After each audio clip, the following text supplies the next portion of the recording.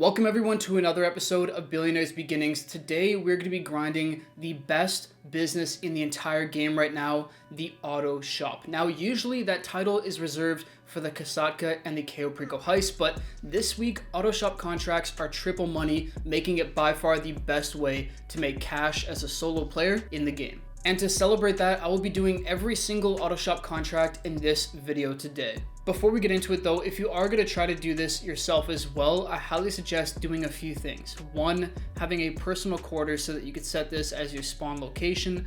Two, getting snacks from the bowl on the first level so that you could replenish your health. And then three, getting some protection on the back windshields of your cars so that when you're shot at from behind, you are okay. And that's exactly what I did. Now with that being said, let's start off the video with a bang. We're going to do the Union Depository contract. Now, all of these contracts have two setups and a finale, so they feel like genuine heists, but they are shorter and faster like I said before. This one is one where we're going to be robbing and taking gold from the Union Depository just like we would in the story mode version of the game, so we got a bit of nostalgia in there, but this one is fairly straightforward and it's by far the best one to do, and that is because this one pays out $900,000 currently, which is mind-blowing. For 20-30 minutes of work, that is great. Now after cuts it's actually 800k, but we'll worry about that later on once we complete it.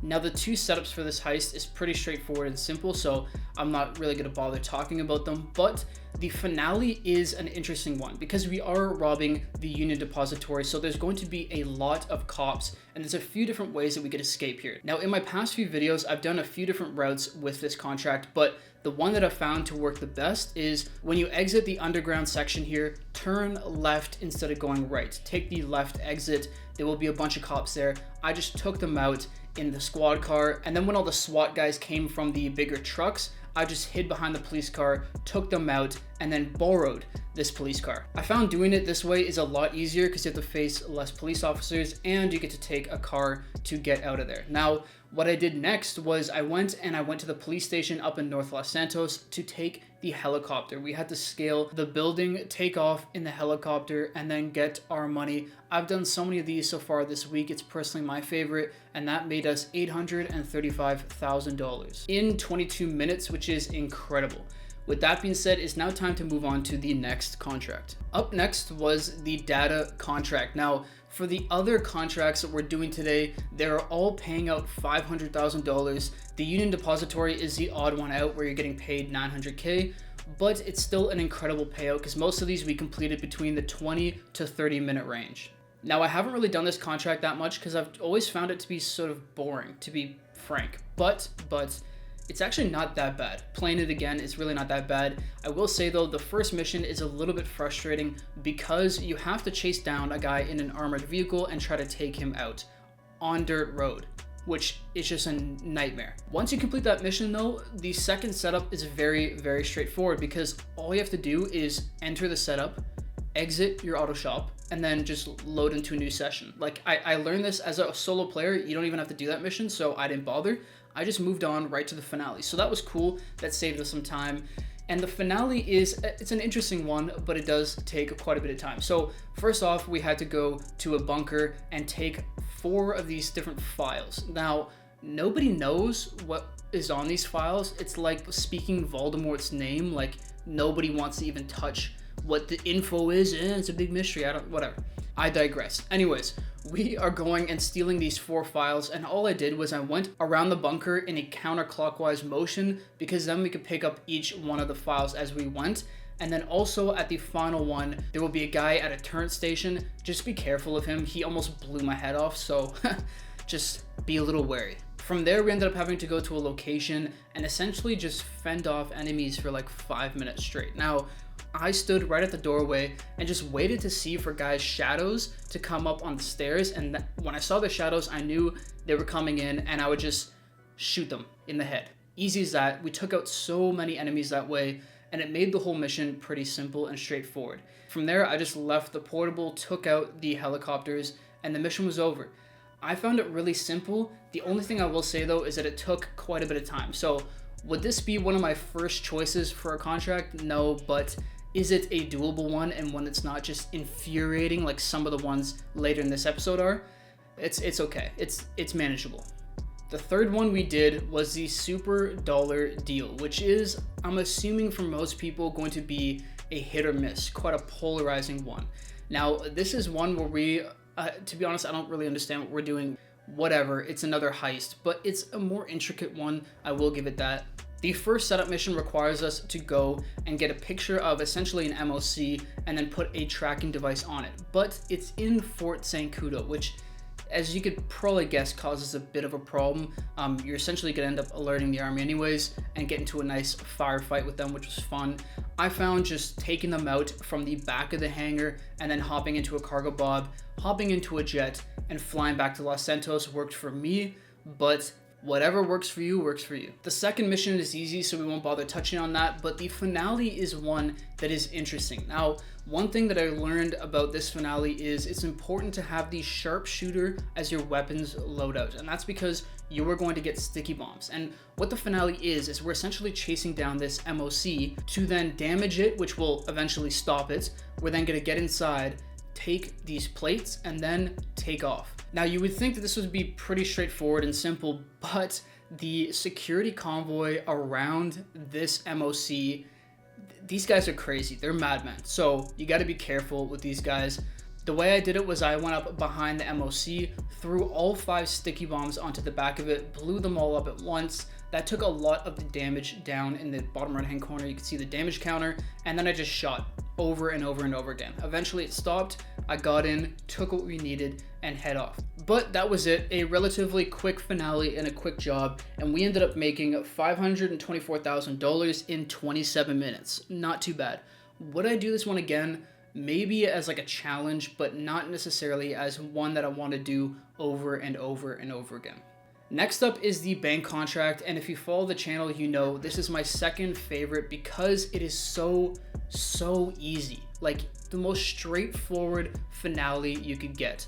But the finale is not the only thing that's straightforward. These setups as well are so quick. So the first one requires us to go steal thermal charges. All I do is I fly over there in my oppressor, drop down. The cops and this gang or whatever are fighting together. They're not even gonna pay attention to you. I just hop in, pick it up, drive off. Easy as that. Like a 2-3 minute mission.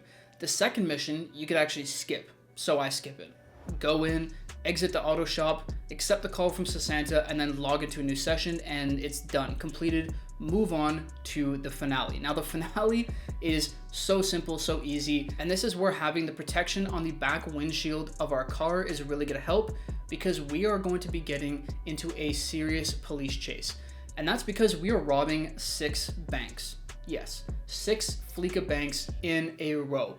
It's very straightforward though. Once you get in there, actually taking the money from each is pretty quick and easy, but getting out and getting to the next bank is the hard part. So what I find, or what I did, was I just hung out inside the building in the entrance, shot the cops outside from in there, hopped into my car, which I parked out right in front of the door, and then drove off.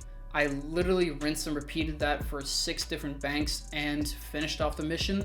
Simple as you like. That one made us $505,000, and it only took me 17 minutes. Next up is the agency deal, which is another good one to do.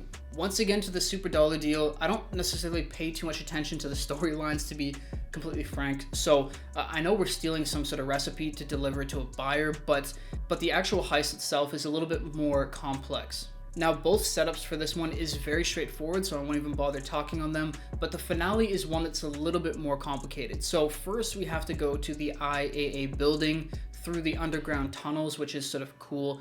Once we get in, we essentially have to work our way through the building to get up to the top floor, where we're going to have a little bit of a cutscene with one of the characters in the game.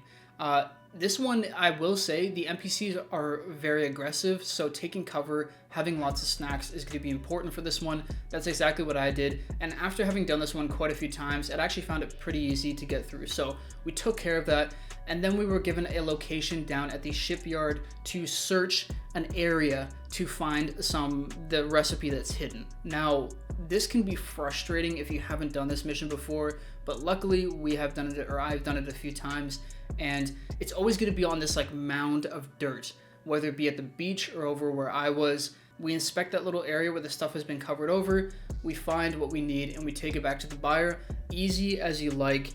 That one earned us $516,000 in 24 minutes, so I will take that any day of the week. Now, the next contract that we did is one that most people try to avoid like the plague. Like, nobody wants to touch this one. It's actually quite comical.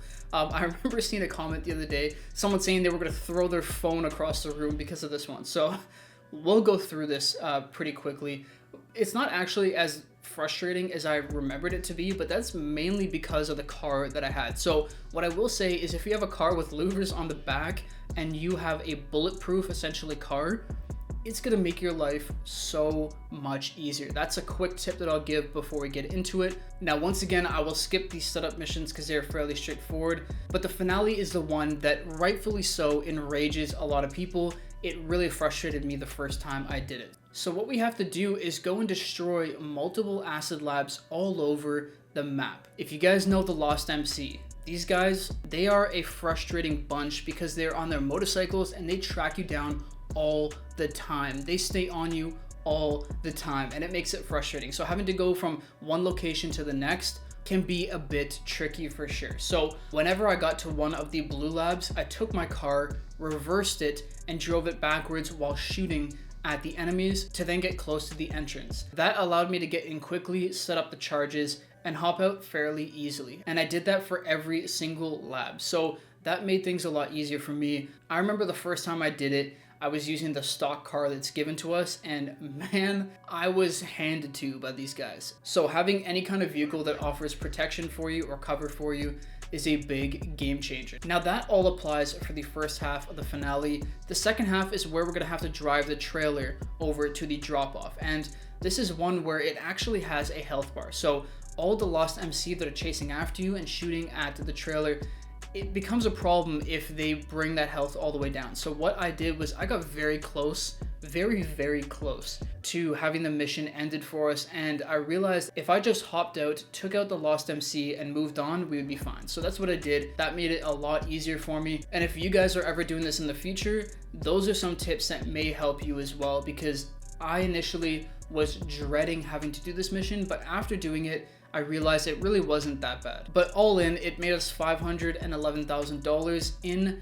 31 minutes. So definitely one of the longer ones. I would not suggest doing this one as a replay mission if you're trying to make money, but if you just enjoy this kind of combat, feel free to go for it. For me personally though, it's still closer to the bottom of my list, just simply based on the efficiency. The second last contract that we did was the ECU job, and I will say, I know a lot of people like this one, but for me personally, it's probably one of the most frustrating ones to do. So essentially what we're doing is we have to chase down a train, blow out the brakes on the train, and then steal cargo from the cargo containers. Now this is sort of similar to what you have to do with the acid lab missions, the final first dose mission. So if you've done those, you're going to be familiar with this, but it's still a little bit tricky. So first off, I made sure to have the sharpshooter as our weapons loaded again for the sticky bombs, because then we can put the sticky bombs on the brakes while the train is driving, which that in itself is a bit of a task, taking out the brakes because you're slanted on the hill.